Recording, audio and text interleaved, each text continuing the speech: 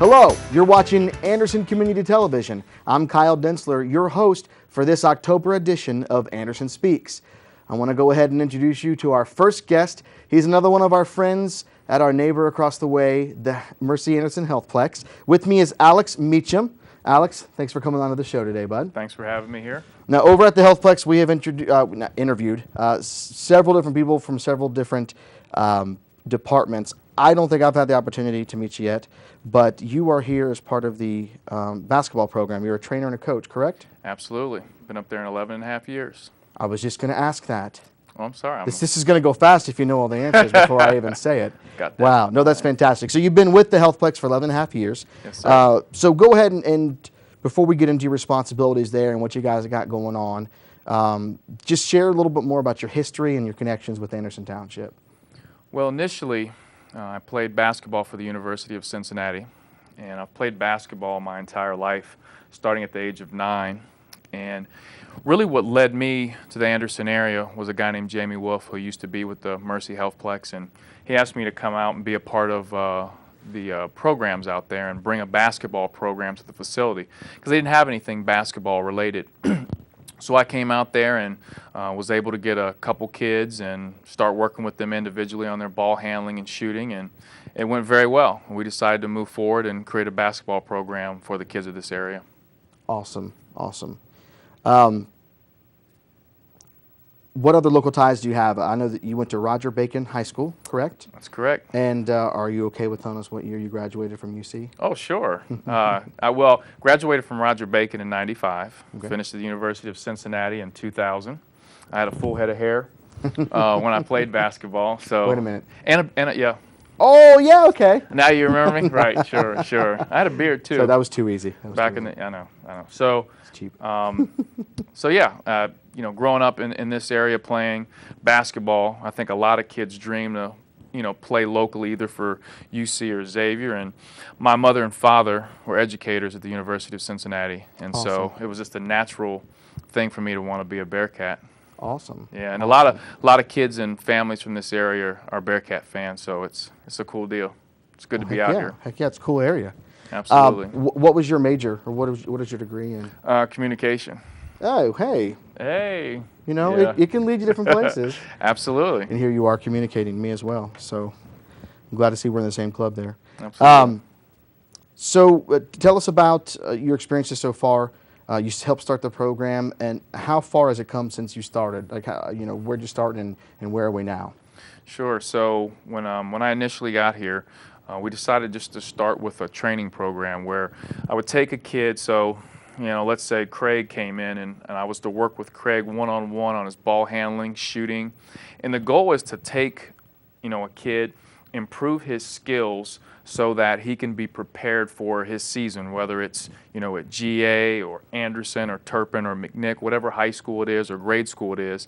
And if a team has 12 kids, and let's say you've got a kid that's the 11th or 12th kid on the bench, one of the great things I think we do with the basketball training program is to build confidence in kids, because that's the one thing that really they need to push them through, is confidence in themselves. So we try to establish that through the basketball training program, so that maybe that kid that's 11th and 12th man one year will be the 8th and 7th guy the next year, and then eventually be a starter.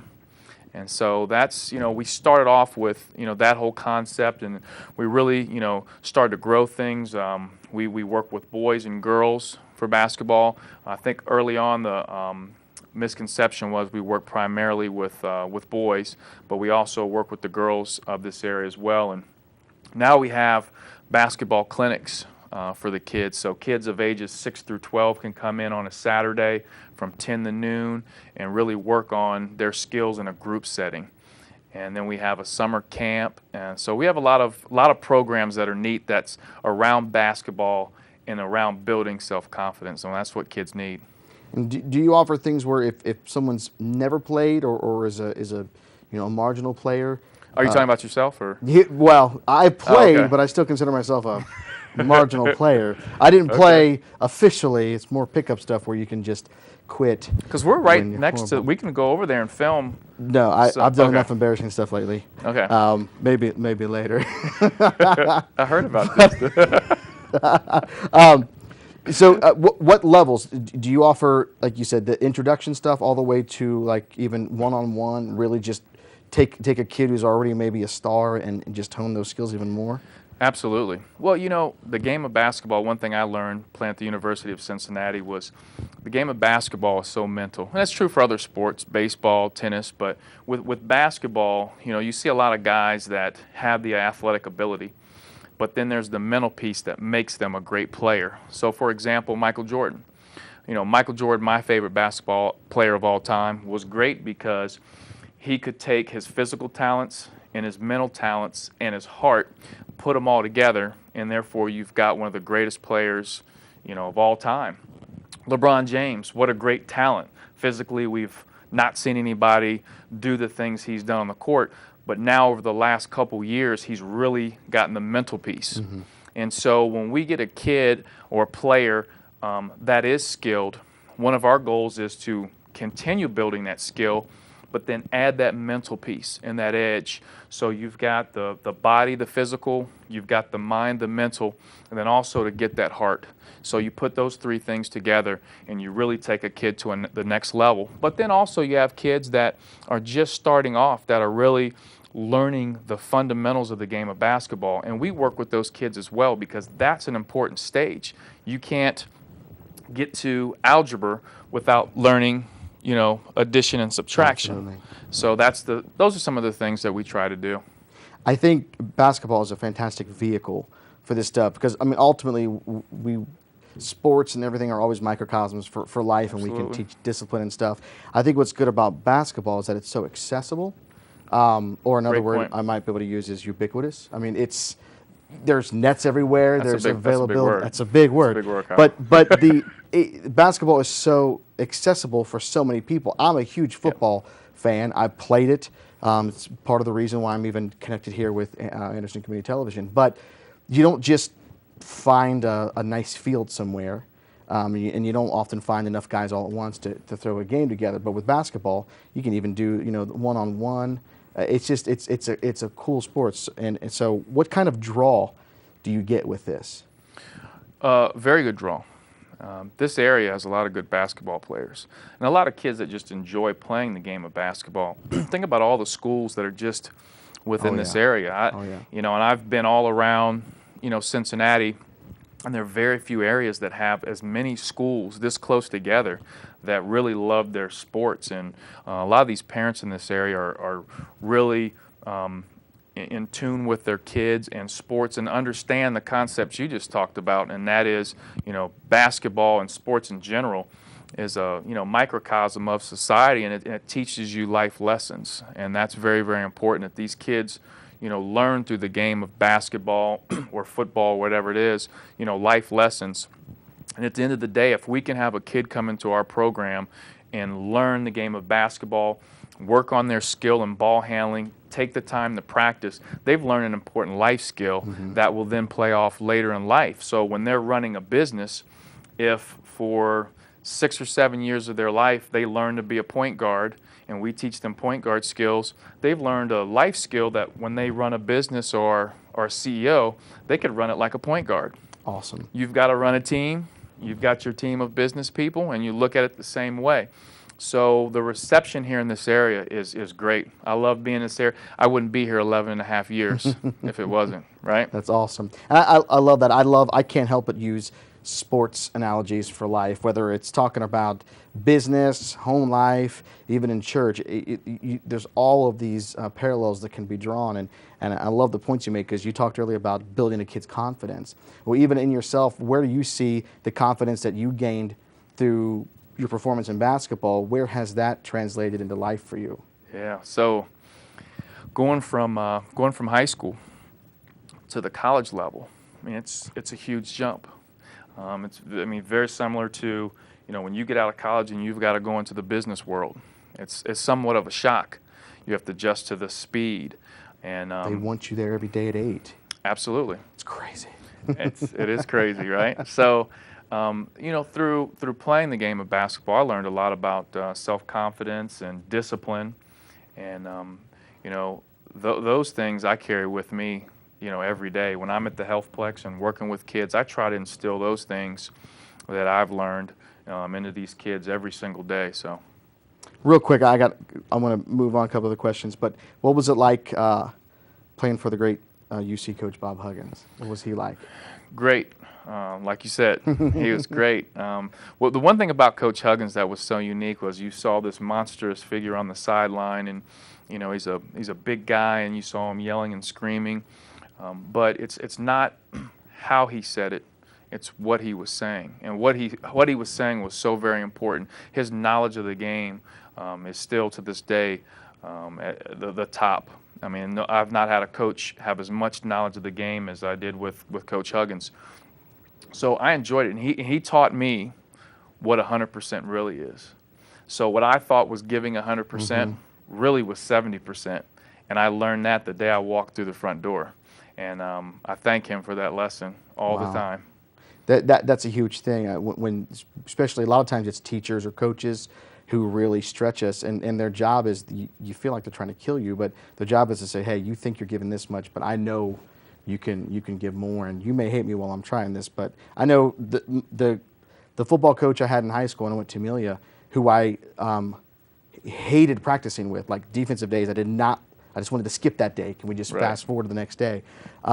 Actually, looking back, he's out of all the coaches I loved, I probably respect him the most because he got the most out of me because of his attitude. Sure, and as young people, we may fight it, but we want discipline. Absolutely. And I've learned that when I went from being a player to actually being a coach. I learned the importance that kids want that discipline. They'll fight it, but they'll eventually buy into it, and then they'll really respect it later on, and then they'll end up teaching that next generation that importance as well. Awesome. And the cool thing, especially in young kids, is when they see the payoff, and you see them just own it. They're like, I got that from this, and they start making those connections. That's very exciting. Right, exactly. Very exciting. So back to the training programs and stuff. What is the youngest age that you start working with? Well, with our clinics that we do, that usually happen either on a Saturday or Sunday, we work with kids ages 6 to 12 years old. The personal training, the individual work, we usually start around 8 or 9. And what we do is we have a 30-minute assessment, which is a free service. A kid and a parent would come in, visit with me. We'd sit down and talk about the kid's skill level and what the goals are. And once we sit down and figure that out, put a plan together, I'll decide, okay, this is the best program to do for this, young man or young girl. And so we'll then take that kid and put them in either 30-minute or an hour sessions. And we'll start working with them, and they can work for their different packages of 4, 8, 12-week sessions. I know it's going to be different for all kids, but is there kind of a range or an average age you see where you can look at a kid and assess their skills and their natural abilities and what they can do, and know at that age that they're going to be good at basketball, or maybe they're good athletes, but you're thinking they're going to be better at baseball or football? Have you been able to see that yet? Yes. In some kids you can tell. I train a kid right now, and I won't say his name, but the first day he came in, I said, this kid's going to be a star. Wow. He just had that edge to him. I would take him through drills. He would pick the drills up very quickly, and just his movements were above average for his age. And he's just really, every year, he's gotten so much better. He'll be a star in this area. Some kids, you just don't know at an age. You don't know where they will be. You look at Michael Jordan. I keep bringing Michael Jordan up because I'm a big fan, but if you look at Michael Jordan, let's say you went to 8th grade or were a freshman with Michael Jordan in high school. Would you think that guy was going to be the greatest player of all time? Yeah. So it's sometimes with kids you can tell things, and sometimes you never know where they're going to get to, and a lot of that comes back to the heart, and you can't measure that with a stopwatch. You just can tell immediately, this kid's got heart. He's going to be special in something. So you look at Tim Tebow, and he's the same way. He's obviously criticized quite a bit, but that guy's at the level he is because Yeah, he's talented, maybe not as talented as some of the others, but his heart, can't measure that. Yeah, he's got some intangibles he definitely brings. I remember a comment one of the high school basketball coaches made when I was in high school about a lot of the guys, especially the boys, who were really good at basketball in middle school, aren't necessarily, or sometimes aren't the best in high school. They kind of just matured faster. Have you ever seen where a kid looks like he's got a lot of promise and then kind of hits his peak, and then Yep. you know, what do you do in that situation? Do you tell him, hey, let's keep going, or let's change focus, or? Well, I think that's a great, I can tell you're a sports guy because you're asking questions that are very good, and parents need to hear these things. But with a kid like that, what happens is sometimes you might see a kid who's physically stronger and they're taller than other kids in their particular grade and age. And what'll happen is a coach will pretty much put them in the position that's necessary for that moment. Let's say he's a sixth grader and you're playing him as a post player. Whereas, you know, down the road, the father might be 5'10", the mom's, 5'6". There's really no height in the family. Kid's just tall now. He's going to be a guard in high school, and the kid doesn't learn guard skills. So one thing that we try to do is identify some of those things, and at an early age, teach kids all the different fundamental skills of the game. That's awesome. Regardless if they're the biggest kid, at IHM right now. You know what, you better learn how to dribble the basketball and shoot from 15 feet out, make free throws, because your sophomore year at Turpin, Anderson, or McNick, you could be a two guard. You just don't know. So to answer your question, yeah, I see that, but I see that in kids that don't prepare themselves to be a well-rounded basketball player by the time they reach high school. Yeah, not all kids are Michael Orr and are like 6'8" when they're in high school, Right. so you know what they're going to play. Exactly.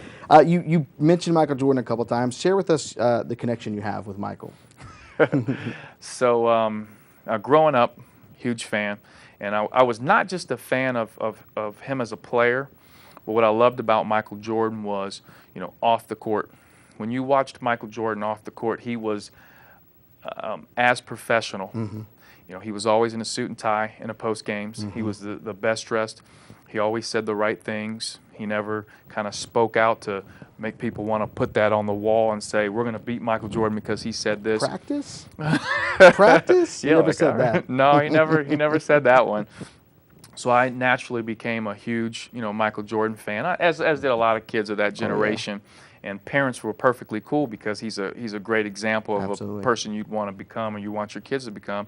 So going to the University of Cincinnati, kind of a cool story. At the time, University of Cincinnati was a Nike-sponsored school, and I've always worn Michael Jordan shoes leading up to that. So I've never worn another pair of shoes. And so I get to the University of Cincinnati, and they had Nike shoes, and I really hadn't worn Nikes, and I was kind of like superstitious. I'm like, I got to wear my Jordans, but we weren't allowed. And one day we walk in the locker room, and our equipment manager and Bob Huggins came in and said, we have a special guest. It was a gentleman named Gentry Humphrey from the Michael Jordan Company, and he came in and laid out these shoes and the uniform and said, we are now an Air Jordan sponsored school. Wow. And I'm looking around going, is this real life? So through that, I got to meet Gentry Humphrey, and then so later on after I got finished playing, I kept in contact with those people at Michael Jordan's company, and it led me to an opportunity to work with the Jordan Company on inspiring a shoe called the Air Jordan Ben 5, and it was released actually on Michael Jordan's birthday, I believe, and they only made close to about 1,800 pair of the shoes in the world. Wow. And they sold out, and it's a premium, it's a high level shoe. It's probably on eBay, it's about $1,000 shoe now. But Kanye's got a couple pairs. So Kanye probably he's got his own shoes and stuff. So that's one of my many connections. But one of the things that I'm very proud of, because I helped inspire a shoe, and that guy helped inspire me. Wow. We got like about a minute left. Real quick, before we go, I want to hear just about your experience writing a book Yeah. and then also where people can go to get more information on the basketball program. Sure. So I have a book called Walk of a Lifetime. It came out in 2000. It's about my experience playing the game of basketball, all the trials and tribulations that I went through, and it was geared towards kids. And came out the #6 bestseller in Cincinnati in 2000. So I'm Did really you write that proud of while that. you were still When at right UC? when I finished, Right when you were like done? the day after I Wow. finished. Yeah, I Wow. started writing that.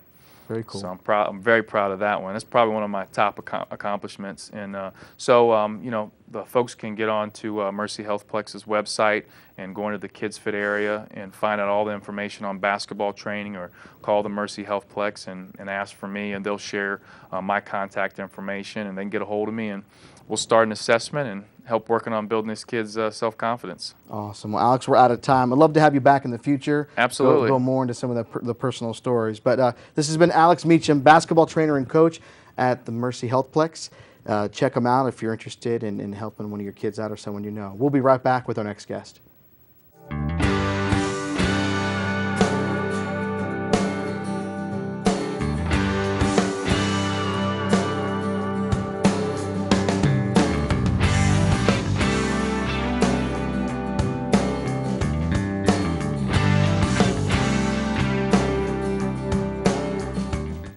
And we're back with Anderson Speaks. Thanks for sticking with us. I want to introduce to you two lovely ladies that have joined us. To my right is Chris Burrows and Virginia Cox. Welcome to the show, ladies. Thank you for having us. And you guys are here to discuss the Labyrinth Arts Festival, of which you are the chairperson, Chris. That's correct? right. That's right. And that is sponsored by Heritage Universalist Unitarian Church. Right. I got it. Good. I got it. And which we were talking earlier. I really appreciate the fact that that a church or any religious organization is hosting an arts festival. I think there's a lot of expression there, so I definitely applaud that. And Virginia, you Yes. are an artist who not only this month but last year Yes. was on display. Right. This is my second year with the Arts Festival. Awesome. And you brought some things for us to look at. We're going to get to, and we've got some other things. Very excited. Before we get into that, tell us a little bit about yourselves. Tell us about your history here in the area.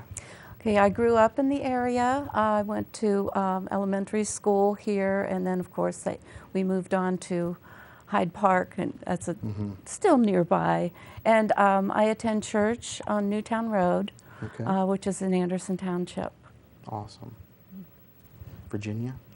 I grew up in West Virginia. I moved to Cincinnati and then moved into Anderson Township about 1985, and I've been here ever since, and I love it. Awesome. Sounds like you like it. That's a nice time. So tell us what you know about the history of the Labyrinth Arts Festival. Well, it's our second year to have Okay. the Labyrinth Arts Festival. And what our goal is to offer to the community some opportunities to realize that they can actually purchase real art instead of what they might find in a box store. And they also can have an opportunity to interface with the artists. What makes us a little bit unique is that we are a smaller show. We'll have about 30 to 35 artists coming, and we don't have a huge throngs of a crowd. And so there are many opportunities for people to interface with the artists, ask what their techniques are and what inspired them and that kind of thing. And so they have a story to tell with the purchase that they make and take home. And of course, one of the things that makes the festival unique is the labyrinth itself. We have a labyrinth on the grounds. Awesome. And people are welcome to do self-guided walks on the labyrinth that day. And I'm going to show my age. There's no David Bowie is nowhere within the Labyrinth. I don't know if you know the movie I'm talking about, but there was a movie when I was a kid called The Labyrinth with David Bowie in it, and that would probably be a little He more of a couldn't He at couldn't the end make of the it. month thing, probably more of a Halloween thing with him in it. But that's neat. I think it's cool that you guys offer that as well. So, not to throw you a curveball, but with this only being your second year, it's no surprise if it's not something huge. Do you see yourselves keeping it more of a a small personal thing, or if it just organically grows, do you see it going however big it wants to get? I don't think we ever want to get up to over 40 because we like the intimacy, you know, that we offer, and it makes a more delightful experience, I think, if you don't have to fight a crowd also. But as far as success to the artists goes, even though our attendance is smaller than, say, a summer fair, they've all done really, really well. We had 20 artists last year, and the feedback was absolutely phenomenal. Awesome. You know, saying they can't wait to come back and that kind of thing. And so we're thrilled that so many of last year's are returning, but we have new folks too. And I would think with keeping it smaller, you're able, as you know, as the reputation grows, you're able to be selective and really offer some good quality things for folks to partake in. We are not a craft show. It's a fine art show where people have fallen in love with their particular discipline and taken it to all kinds of heights. And so you're not going to find little pumpkin-y kind of things that are more craft-like. It would be more fine arts. And these folks may not all be professionals and supporting themselves doing it, but it's not a kind of a small hobby for them. This is something it's a craft that they've honed and they've developed their skills. Some of them, that is how they make their living. Some of the weavers and potters, that's what they do for a living.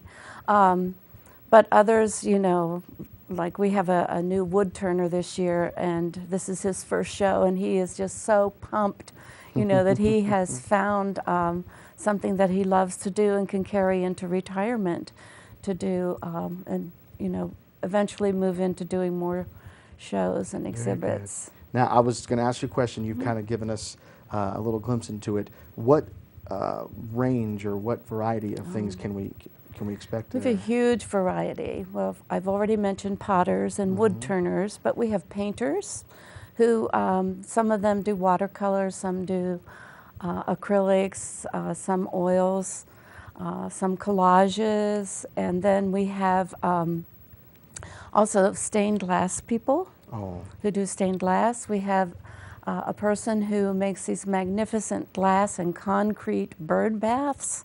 They're just wonderful. Wow. So we have a large variety, including, you know, the favorite tie-dye, but he doesn't just do tie-dye T-shirts. He also does, you know, linens and that kind of thing to decorate the home. Wow. Real quick, I'm going to touch on this again later, but let's talk about the date, because it's coming up soon. It's this month. It's within the next couple weeks. That's October 12th, correct? October 12th. It's a Saturday. If you're seeing this after October 12th, I apologize. You missed it, but you can go ahead and start planning for next year. It's on a Saturday, October 12th.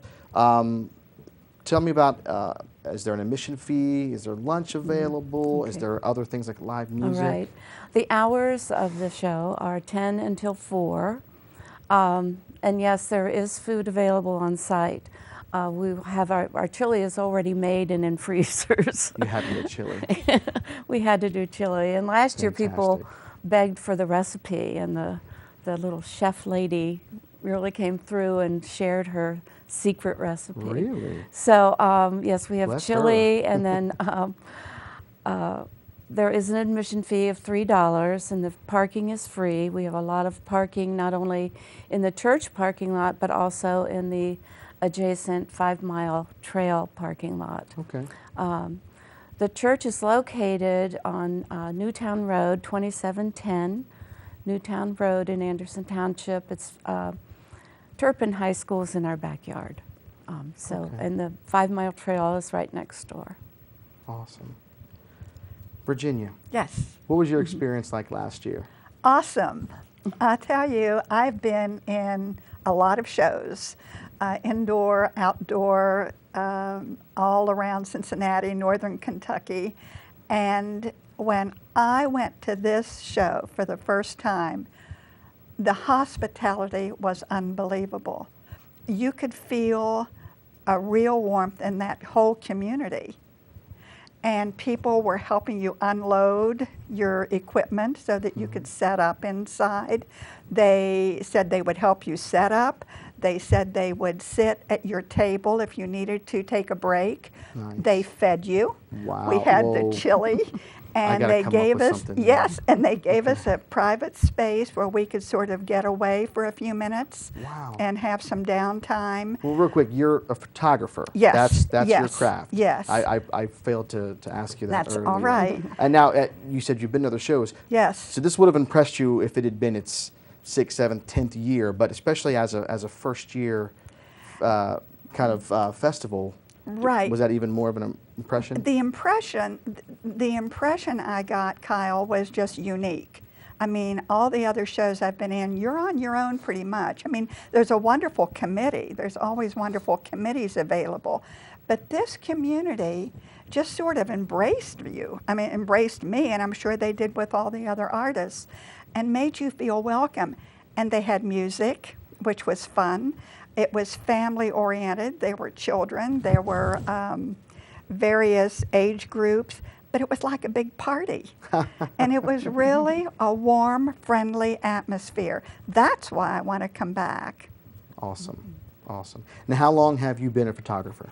I've taken photographs all my life, but I have to thank Anderson Township, because when I got my first camera, my single lens reflex camera with the interchangeable lenses, I didn't know how to use it, so I couldn't understand the manual, so I started looking around for classes. And at Anderson High School, they had adult education classes Very in cool. the evening. Very cool. And two of my friends, who are still friends of mine today, were fine photographers, and they taught the class. Wow. And there were several of us in this class, and we all still are friends today, and some have gone on to be professionals. So I got my start actually at Anderson High School Well, that is as a a whole serious nother, photographer. That's a whole nother fantastic discussion to have, the value of that adult education. Absolutely. And if I may, on behalf of Anderson Township, you're welcome. Yes, Is that okay? yes, I just- absolutely. yeah, they just told me that was okay. Mm-hmm. You have brought some of your prints, Right. and we were looking at some before the show, and you've done some unique things with them Yes. that were a pleasant surprise to me. Can you go ahead and share a couple things here, because there's a word that you go ahead and show the folks at home here. Okay, the one and, you saw at Yeah, first? if you want to start with Okay. that one, because I All really right. like behind.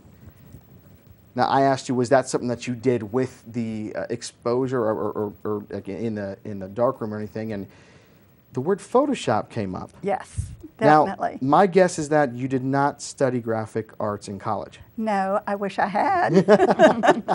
My guess is they didn't have Photoshop then. So I think it's really neat that a person of your generation Be has. careful. Oh, I know how to be careful here. You know, a lot of people, I've had discussions with folks at the Anderson Senior Center about how much they involved folks in computers, and a lot of people think, oh, my grandma can't do it, or my grandpa can't do it, no one can do it. Right. There are a lot of folks in that age range who are just grabbing this and having fun with it. When were you first introduced to Photoshop?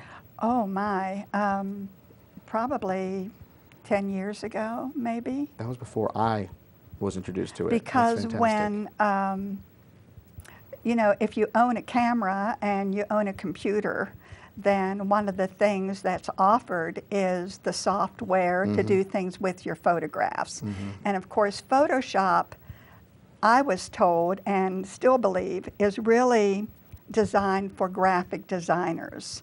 So there are a lot of other software programs out there for photographers who are user friendly, and photographers have all the tools they need to do whatever they want with a photograph.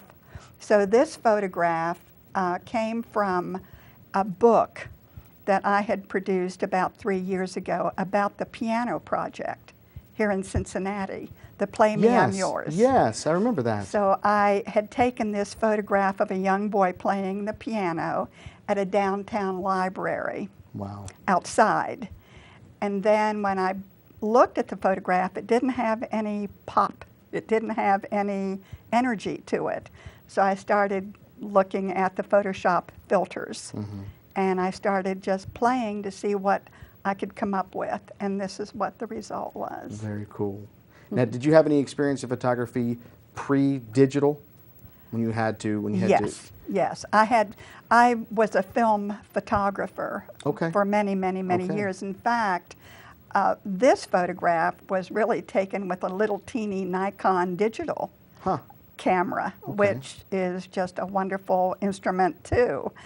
But film photography obviously has taken a back seat.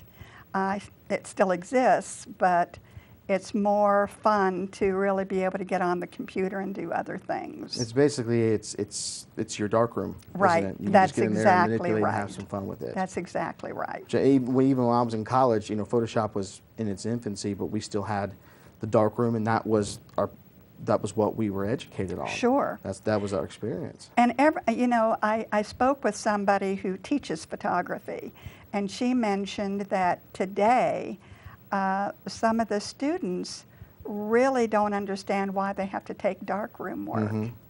And she said you can't understand photography unless you know the history. Yes, yes. And it also helps you appreciate what you're able to do. That's right. I work a lot in digital video, and what I can do how now wonderful. versus what I would have been able to do when everything was linear. It's amazing. It's a absolutely different amazing. world, isn't it? Absolutely, absolutely. Well, what's the other? Did you bring another one? Yes, the second print I brought is one that I took downtown, and it's of the, actually it's by the Aronoff Okay, Center. that's what I thought. And one of the things I really love doing is discovering things that a lot of people just walk by and don't see. So it's the art of discovery that gives me a lot of joy in Well, what I I'm do. very familiar with the Aronoff, but I don't remember seeing the backstage sign. Is that That's around? Is that exactly. literally around the other side, or is it No, out front? it's up in the air. There you go. Traffic lights is about as high as we go. isn't Because it? I think there's a utility pole or some type of construction, and it's just above the That's fantastic. building. Now, as a photographer, do you have? You've kind of shared your philosophy. You like capturing things that maybe people pass over. Do you have a favorite subject or theme that you like to capture? It's pretty eclectic. I love color, obviously, and I have always loved dancers, ballet dancers, because There of you the go. shape and form. But I like to photograph anything that just really expresses how I feel about it. So it could be a landscape. I am not a strong nature photographer because I didn't grow up around a lot of nature. I'm a city dweller all my life. So that's not my strength. And I also love to do abstracts and different kinds of macro work. Very cool. Yes. It's funny, the whole beauty's in the eye of the beholder. That's there's I'm very similar with my eclectic taste. There can be something that's completely abstract, Right. like our painting here, That's or right. just shapes, and there's just something about the form, the relationship That's right. to what's together that you like, and then you might see something of it's an action shot, it's people, it's something completely different, but still it's that composition, it's the relationship, it's the story that's being told, it's the way it makes you feel. That's right. You see it and you're like, I connect with that, I like it. And the light. Yes. The way the light plays Yes. on a subject. Yes. Yes. What sort of reactions do you get from folks? That's one of the most favorite things of what I do.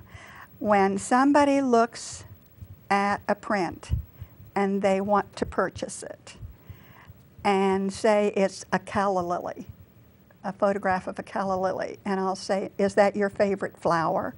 They'll say, no, it was my father's favorite flower and he died last year. So the emotion that people get through maybe something that I did and they want to own it for their personal reasons, that's the joy That's of awesome. photography. To be involved in that. That's I know it's right. organic. That's right. Love That's that. exactly right. Love that. Well, we just have a few minutes left. So I'm going to go back. Is there anything that we didn't cover about the festival that you want to share? And then I'm going to have you kind of repeat some of the important facts. Okay. One of the highlights of the show is that we have live music. Fantastic. And some of the musicians who are coming are from the Anderson area. Awesome. Suzanne Bona, who is on WGUC, Sunday Baroque. She plays a wonderful flute. Awesome. She's coming. Matt Quick is going to be there. He's a doctoral person from CCM and plays a wonderful keyboard. Mimi Sinclair, who is a music therapist but also a professional violinist, is going to be there. And then there's a wild group called the Tie-Dyes.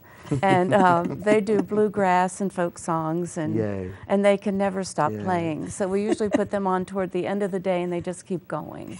That's forever. very exciting. Yeah. And then we have a raffle also. Each artist who comes to the show donates something of value between $25 and $45, and then we raffle those off. So there'll be at least 34 or so raffle items. Awesome. Yeah. Awesome. So again, how many artists do you expect to have? Probably 34 or 35 this year. Okay. And real quick, actually, back behind me, we have a few things that we want to discuss. I'm going to pull this onto the desk because I just, not to take anything away from what else is up there, but this is gorgeous. Isn't that beautiful? This is gorgeous. That's done by Jim Goethel. He was with us last year too, and he has a very interesting story about how he started as a wood turner. He went to a hardware store and to buy a small piece of equipment, and he ended up winning a raffle that they were having. So he had a big piece of equipment to work with wood, and so that got him started. And his workshop is in his basement. He has totally taken over his basement. His pool table is covered with bowls and candlesticks and that kind of thing. And that's gorgeous. If folks want to see more, you're going to have to come to the festival. It's in a few weeks. It's October 12th, and it's Saturday, October 12th at Heritage Universalist Unitarian Church from 10 to 4, correct? Yes. $3 admission. Yes. And there is food available. And we're going to put this back here, but I want to encourage everyone to go check that out. Ladies, thank you so much for joining us. Love to have you back, follow up on the festival, go into some more of your experience. I would enjoy that. That'd be great. All right, you guys got to go, but we'll be right back. Don't go anywhere. We have one more guest after the break.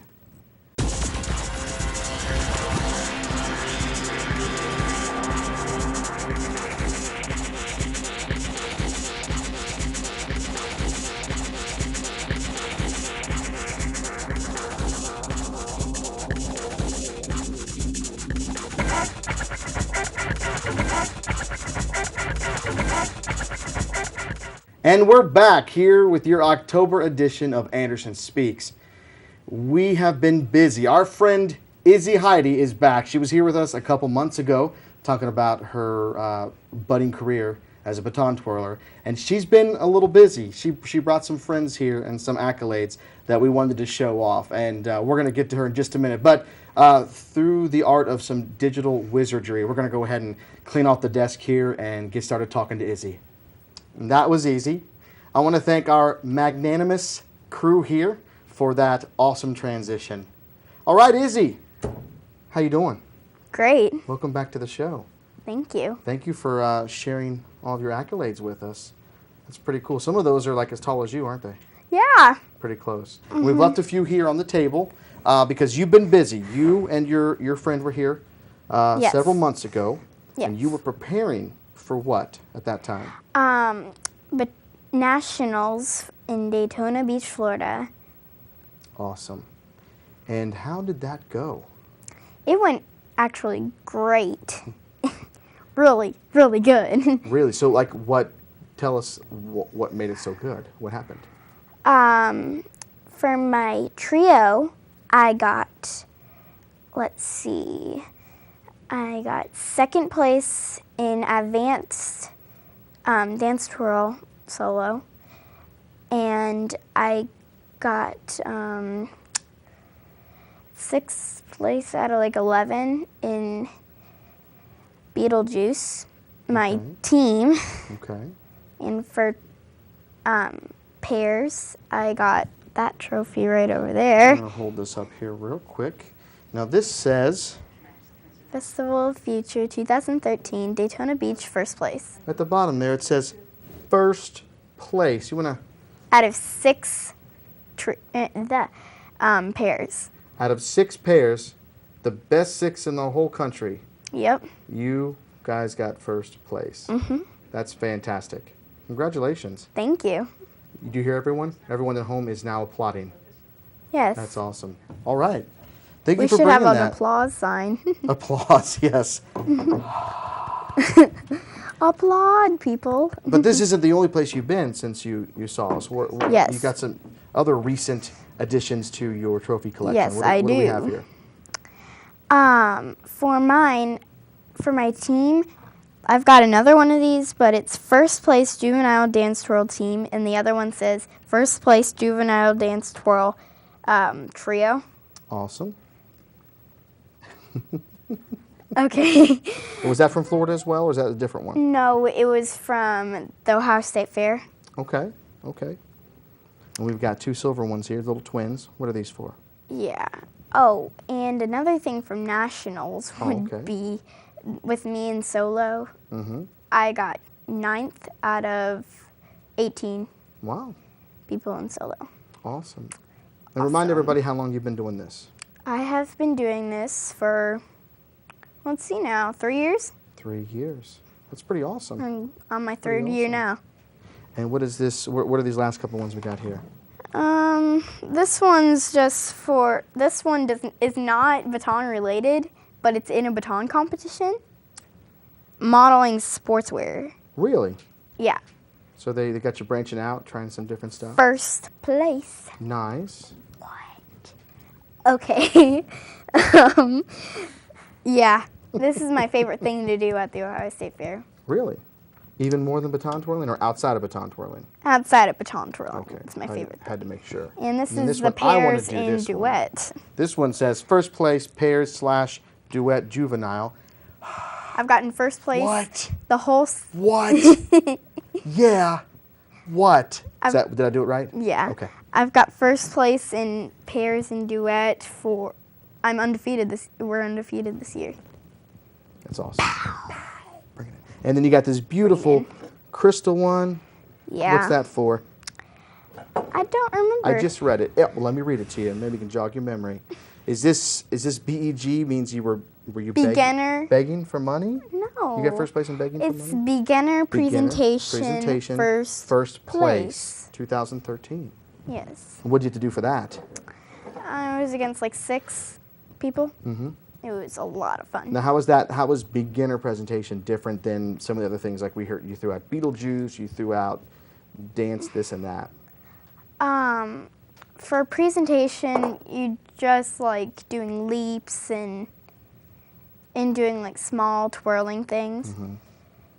Like, I don't know, like, It's more about you have to perform specific things at a specific level yeah, compared to other things. like you can't like do all these big like 4 spins or something like that in it. Gotcha.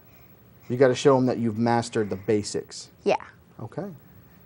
Now, you mentioned Beetlejuice earlier. I remember discussing that before. Remind everybody at home, because I totally remember what that is. Remind everyone at home what is the Beetlejuice. It's my dance twirl team, Mm-hmm. which I've been doing it for a while, and it's based off of the movie Beetlejuice. Mm-hmm. I think there was a TV show. There was a cartoon. Back I used to when- watch that every Saturday, and I think almost every day sometimes. Yeah, back when when Kathleen was a little girl. Yeah, she way used before to you were watch it. born.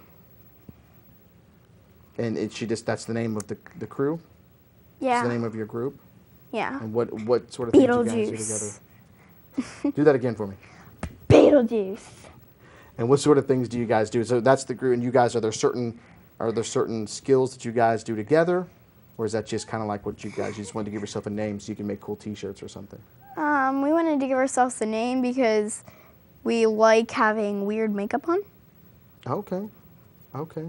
Yeah. So it's a thematic thing. Yeah, like black makeup, face stuff, all this kind of makeup you see at Halloween, and everyone else is like pretty princess, and we're not. I have a question. Did we pick up the facial expression she had when she? Can you say that again? The pretty princess part. Let's say it the same way. I'm a pretty princess. I can tell you definitely like the Beetlejuice more than the pretty princess thing. Yeah, Well, and I people do. don't think of baton twirling as this like Halloween's my edgy favorite. thing. Yeah, Halloween's my favorite holiday, so Mm-hmm. I like to be able to do that when I'm twirling. It's Awesome. fun. Do you guys ever light them on fire or put sharp swords on them? No, not yet. No. Maybe you want to think about it. It's pretty edgy. I might be starting to do fire baton. Really? Mm-hmm. That's awesome. Then at the end you eat it? No. No. I'm just trying to push you. I'm trying to challenge you more and more. Yeah, I can't do that. When you're older, we'll get there. No.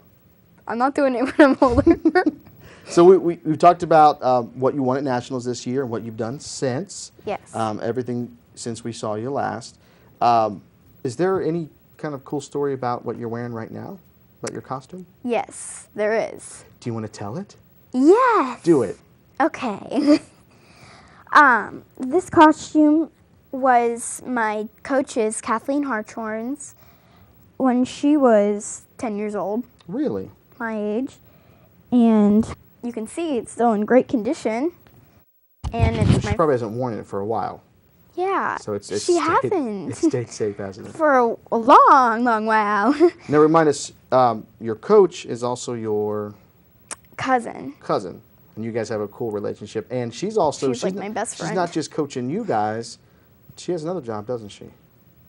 Where is she helping out now? Yeah, UC. Okay, She's helping out the UC twirlers at the University of Cincinnati. that's pretty cool. So you got this big Yes. shot as a cousin / coach. Yeah. All right, And I get to see what all their stuff is. very cool. Have you learned anything from being around that? Yeah, I have. Inspired? What are I some learned things that they're you like really about- good. Well, what do you like about the collegiate level and what they're doing?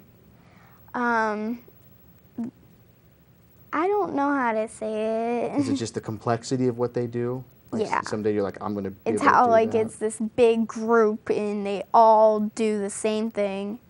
It's really cool. That's my life goal, to do it. Very To cool. be in the UC twirlers. Really? That's your life goal. Yes, my life goal. Well, what are you going to do when you're out of college? Go to Worlds. Have another life goal? Okay. Yeah, get another life goal. And that won't be too hard. Who is your baton superstar? Yes, my baton superstar, her name's Adeline Bebo, and she lives in Carmel, Indiana. Okay. Not too far. I met her on my first competition. When I was feeling a little scared, she cheered me up, and I've been her friend since. Cool. Is she your age or is she older? She is 16 years old. Oh, cool. She's been to Worlds 3 times already. Wow. She did very well this year. I don't know what she got, but I know she did very, very well. Do you have any idea how long she has been twirling? Since she was like 8, so Okay. 8 or 9, so that's been about 8 years, maybe. Very cool. So do you see some of these people a little older than you, and do you get excited about seeing where you might be Yeah. when you're their age? She can do a 8 spin, and I'm thinking she can do a 8 9. Yeah, I'm thinking she might be able to do a 9. Other than the fact that I think an 8 spin's more than a 7 spin, I don't know anything else about it. So what is an 8 spin? It's where. Can I stand up? I don't know, can you? I don't know. Well, you know what? How about this? How about you show us that, maybe a couple other things, and would you mind trying to teach me a few baton tricks? I don't mind at all. Oh, that's awesome. She is going to go ahead and get herself ready to teach me a few things. All right, we have Izzy untethered and ready to let loose with some baton basics. She's not mic'd, so she's going to be sharing the names of the moves with me, and then I'll relay that to you guys so when you're at home you can make some connections here. But Izzy, why don't you go ahead and start us with some basics. Remember to tell me what it is and just go ahead and just sparkle, honey. Just do it. This is horizontal fingers. Horizontal fingers. You don't have to whisper. You can tell me from there. Now, what specifically makes it? Show us the move that makes it fingers. Like, what is it that you're doing? You're spinning it. It's kind of like going through your fingers. Oh, like rolling it like I was doing earlier, like a drumstick. Like this. Yeah. Like that. That's called fingers? I'm actually doing a baton twirler move right now. This is legit. Awesome. Where's my trophy? I got to practice some more. No trophy. All right, so you just did horizontal fingers, meaning you kept it horizontal. Yeah. All right. Now, what's the next move? Tell me what it's called, and I'll tell them. Stir the pot. Stir the pot. Here comes stir the pot, folks. Basically, with that huge, pretend you're a witch. And Pretend you're a witch, and there's a huge and there's a pot huge here, and you're pot or stirring it. cauldron. We'll stir it. And Let's see it. eventually, it gets from here to here. Very cool. Now, is that something you have to stay in one spot, or can you move around with it? Is that something you can? Do you take it above your head, behind your back, anything like that? Okay, there we go. So that's very much keeping it flat and using your wrist to spin like this. Yeah. Okay. That's it. All right, I'm getting this. I'm ready to go advance. What's next? Okay. Let's do this. I'm a quick learner. This is a neck roll. Neck roll. So you just rolled it around your neck. Yeah. This one's called chocolate and vanilla. Chocolate and vanilla. Sounds You delicious. you pretend you have a big bowl of chocolate. Big bowl of chocolate And a big bowl of and a vanilla. big bowl of vanilla. And you have to Eat like, them. stuff You on it. eat them? Or you have to Yeah. do. And you go like stir it, Oh, okay. chocolate, vanilla.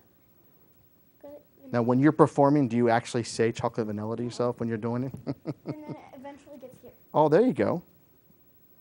And then you don't have to say chocolate and vanilla. So that was chocolate and vanilla. So we've got fingers. We've got stir the pot. Yep. We've got chocolate and vanilla. And And neck roll. That just goes like this. I can't reach. Whew, that was rough. That was rough. I'll never do the neck roll anyways. I'll stick with the strong stuff.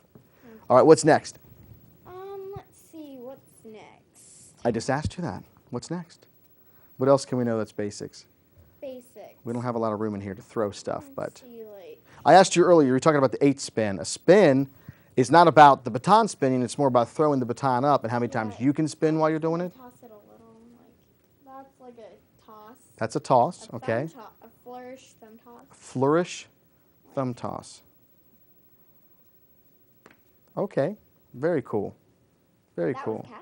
was catch. Okay. One more. Show us one more real quick, and then we got to go out. Let's see. Oh. This is an illusion. Illusion. Very cool. And can you do that with the baton in the air or in your hand? It's very versatile, isn't it? I just figured that out.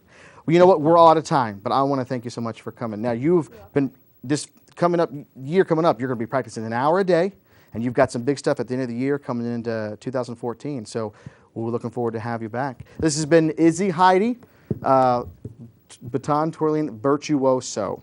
It's like Beethoven with a stick. It's amazing. Thank you for joining us for this October presentation of Anderson Speaks. We'll see you next month.